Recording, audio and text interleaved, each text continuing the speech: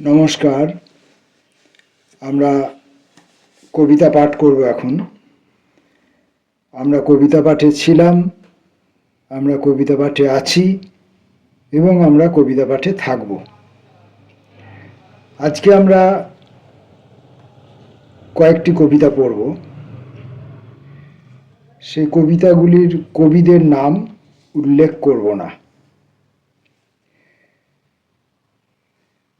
কবিদের নাম অন্যত্র কোথাও উল্লেখ করব। যারা উৎসাহী, যারা আগ্রহী, যারা কবিতাকে চিনতে চান, বুঝতে চান, কবিদেরকে চিনতে চান, বুঝতে চান, তারা অনুসন্ধান করে খুঁজে নেবেন কোন কবিতাটি কোন কবির লেখা। প্রথম কবিতাটির নাম ফুল দিয়ে বলা। সমস্ত দিন গরুর গাড়ির চাকার আওয়াজ ছায়ায় ছায়ায়, রাঙামাটির উঁচু নিচু ঢেউয়ের দিকে তাকিয়ে থাকা। সমস্ত দিন মস্ত আকাশ, ধোঁয়ার গন্ধ, ধোঁয়ার রেখা। ট্রেন চলে যায় আদ্রা, গোমো, গড়বেতা, কোন পুরুলিয়া। মাটির বাড়ি, মাটির উঠোন ছড়িয়ে আছে ইতস্তত। দিঘির বাঁধে নিশিন্দে বন অনেক কষ্টে শেকড় বেঁধে দাঁড়াতে চায়। দাঁড়াক দাঁড়াক, বাঁধুক, দেখুক। দাঁড়াক নিবিক, দাঁড়াক সরল। উড়িয়ে ধুলো দ্বীপ চলে যায়, জিপে গেলেন সদরালা। পোড়া মাটির ঘোড়ায় চড়ে এইখানে কেউ দেখে গেল, একটি মেয়ের শাড়িতে সব লাল পাতা বন এক হয়েছে। শিরীষ ফুলের সাদায় যদি সেই কথাটা বলা যেত, তোমার হাতে দিতুম তুলে আমার হাতের শিরীষ তোরা।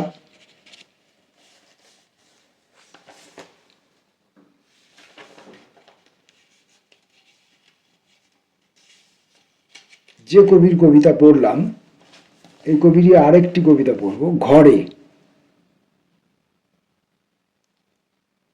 ঘরের টিকটিকিগুলোর জন্মহার বেড়েছে।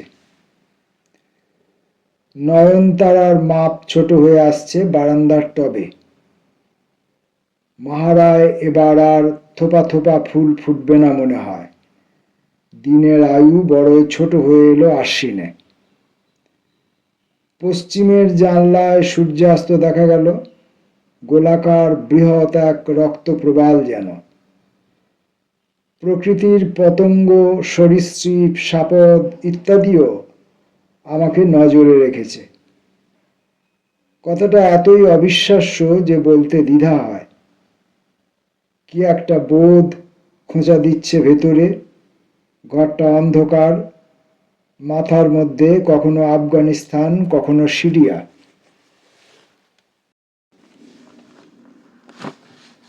পরে যে কবির কবিতা পড়ব, তার কবিতার প্রথম কবিতাটির নাম বানভাসী। বানের জলে ভেসে এসেছে পুরুষ নাকি প্রেতের ছায়া, গা ছমছম করে। রমণী নাকি কুকুর শেয়াল, দেখলে মুখ ফেরায়। 10 পা হাঁটলে 20টা শিশু পা জড়িয়ে ধরে, কঠিন চোখে কেমন যেন তাকায়। পা ছেড়ে দে, বানের জলে ভেসে এসেছিস তোরা। তোদের জন্য সমস্ত রাত ঘুমের মধ্যে শিউরে উঠি। কে বাপ, কে মা, কোথায় তারা ছিটকে গেছে অন্ধকারে। রক্তমাখা কোলের শিশু হাত বাড়িয়ে পা ছুঁতে চায়, বানের জলে ভেসে এসেছে।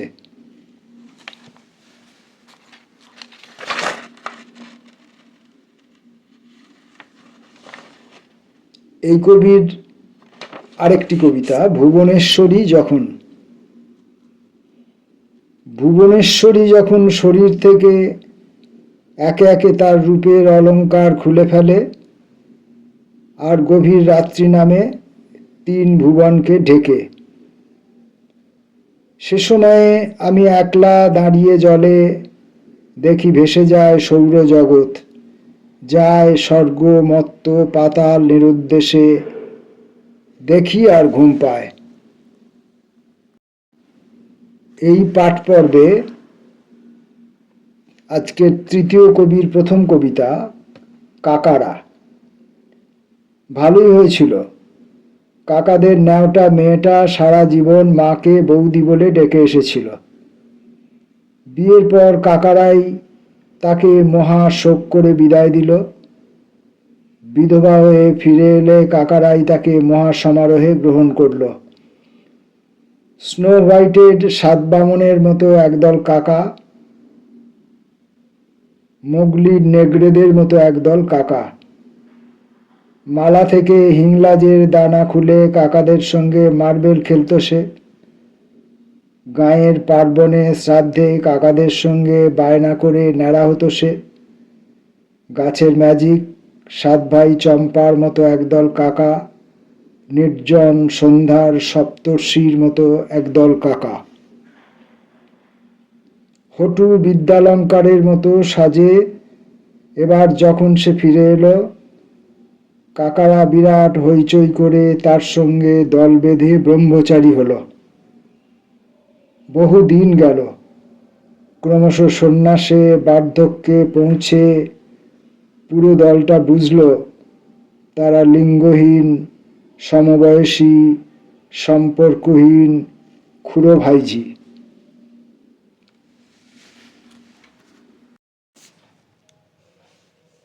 এই কবির পরবর্তী কবিতাটি বিপথনিক। হরিশপুরের এই বাড়িটা বর্ষাকালে সোমলতায় ছেয়ে যেত। হেমশশী ঘর আর আঙিনায় পা ফেলে ফেলে হাঁটত। যেখানে পা পড়ত তার, সেখানে মাটির রোমকূপ ফেটে গিয়ে দপদপ করে আগুন বেরিয়ে আসত। অনেকদিন হলো হেমশশী আর নেই। শেষ আষাঢ়ের অপরাহ্নে স্বামীর উচ্ছিষ্ট সোম বুকের উপর দিয়ে গড়িয়ে তার আদুল স্তন বেয়ে নামতো সবুজ রেখায়, যেন স্তনের ফর্সা ত্বকের নিচে রক্তবহা সবুজ শিরা ধকধক করছে। শুধু হেমশশীই জানত যুবক বিদ্যানিধিকে অশেষ কলানিধি বলে। অনেকদিন হলো হেমশশী আর নেই। বুড়ো বিদ্যানিধি মশাই মনে পড়লে এখনো হাসেন। হেমশশী নয়, আসলে তার মনে পড়ে মজবুত পর্বতের কথা, সোমলতায় আচ্ছন্ন তার সানুদেশ।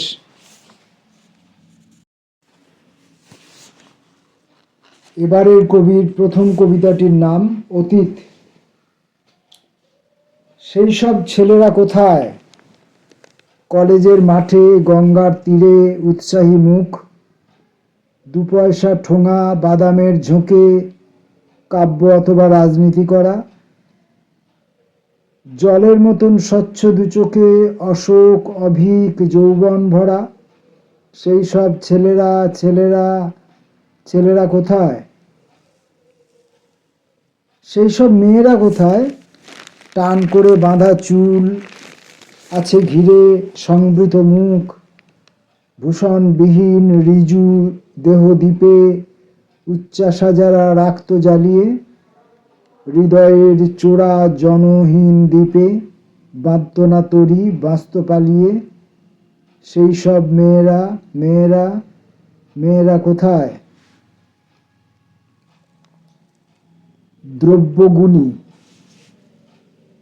দ্রব্যগুণী অস্তিত্বের শুকনো ঘাস দু হাতে চাপড়িয়ে যে সুগন্ধ ব্যপ্ত করলে আত্মাকে করলে অভিভূত, তার জন্য কি কি দ্রব্য লাগে বলো?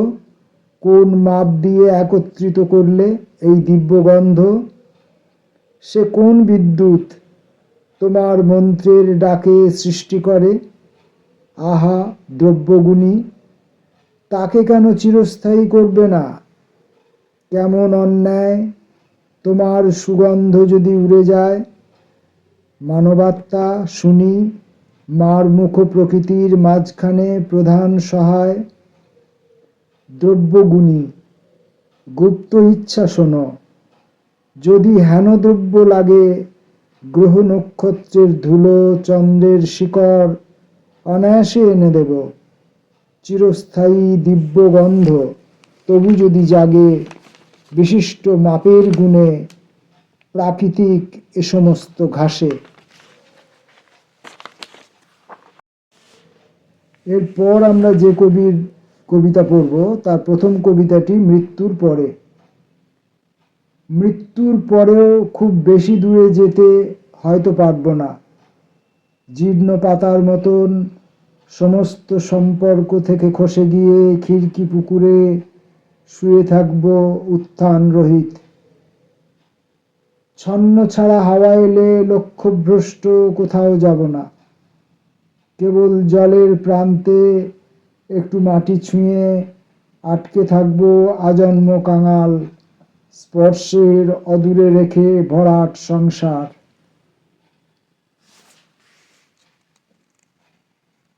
কবির পরবর্তী কবিতাটি যক্ষিণী। তুমি বড় অবেলায় এসেছ যুবক, ওরা কেউ নেই, বসত বাটিতে ছায়া রেখে যেতে হয় বলে রেখে গেছে কেবল আমাকে। তুমি কি ওদের খোঁজে যাবে? এতক্ষণে ওরা শিমুলতলার সাঁকো পার হয়ে দক্ষিণের নিঝুম প্রান্তর, তাও পার হয়ে কোনো হাঁসডাকা জলা কিংবা নদীর কিনারে উজ্জ্বল রোদ্দুরে হেঁটে চলেছে। তাৎক্ষণিক বিষম কৌতুকে অট্টহাসি হাসতে হাসতে ওরা একেবারে ভুলে গেছে তুমি দলভুক্ত নও, পরিত্যক্ত বাড়ির ছায়ায় একা ম্লান দাঁড়িয়ে রয়েছ। আর কি ওদের খুঁজে পাবে? দেখো বেলা প্রায় পড়ে এলো, হাওয়ায় শীতের ছোঁয়া, সবকটি বৃক্ষ থেকে ঝরে পড়ে পাতা। জানি না ফেরার কথা কখন ওদের মনে হবে বা আদৌ ফিরে আসবে কিনা। হে যুবক, কিছুক্ষণ কাছে এসে বসো। এ বিশাল বাড়ির ভেতরে কতকাল থেকে আমি লোল চর্ম যক্ষিণীর মতো বেঁচে আছি একা। আজকে আমরা কয়েকজন কবির, প্রত্যেক কবির দুটো করে কবিতা পড়লাম।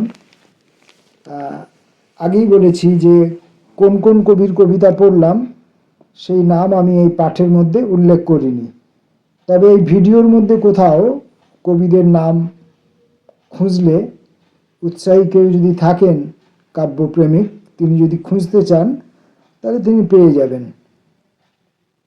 আর যদি